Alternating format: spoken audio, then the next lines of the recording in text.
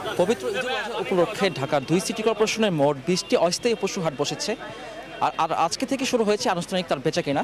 এই মুহূর্তে আমি আছি রাজধানীর পলিটেকনিক ইনস্টিটিউট গরুহাট মাঠে। এখানে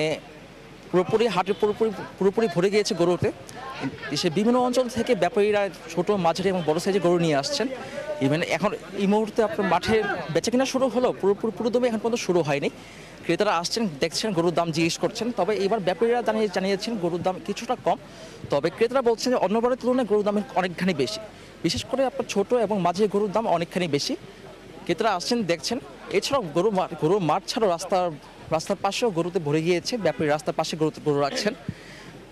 হাটের পরিচালনা কমিটি আমাদের জানিয়েছেন এখানে সব কিছু ঠিকঠাক আছে, ব্যাপারীদের সুযোগ সুবিধা দেওয়া হচ্ছে। ব্যাপারে যা যা প্রয়োজন, টাকা পয়সা থেকে শুরু করে যা যা সুযোগ সুবিধা দরকার, যা যা দরকার সব কিছু তারা আপনার সুযোগ করে দিচ্ছেন। এই মুহূর্তে আমার সাথে ব্যাপারী আছেন, তিনি এসেছেন নাটোর থেকে। আপনি কটা গরু নিয়ে এসেছেন? আমি 17টা গরু নিয়ে এসেছি। কি অবস্থা, গরুর দামে কি অবস্থা? মোটামুটি ভালো। আমরা এই যে ষাঁড় নিয়ে এসেছি 12টা, বলদ নিয়ে এসেছি 12টা, 7টা 5টা ষাঁড় আছে।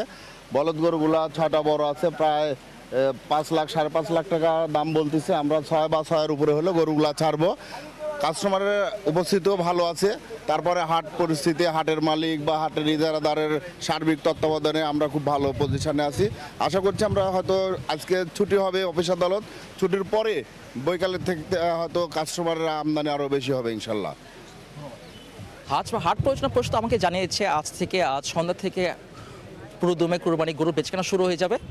এখন পর্যন্ত ক্রেতারা যারা এসেছেন তারা সবাই দাম জিজ্ঞেস করে যাচ্ছেন। পুরোদমে বেচাকেনা শুরু হয়নি। তবে আজ সন্ধ্যা থেকে, যেহেতু আজকে শেষ অফিস আদালত, আজকের পর থেকেই ক্রেতারা হাটে আসবেন এবং গরু নিয়ে যাবেন ইনশাল্লাহ, তাই জানিয়েছেন আমাদের। এখন জন্ম সনদ দিয়ে খোলো বিকাশ স্টুডেন্ট অ্যাকাউন্ট। নিজের বিকাশ নিজে কর।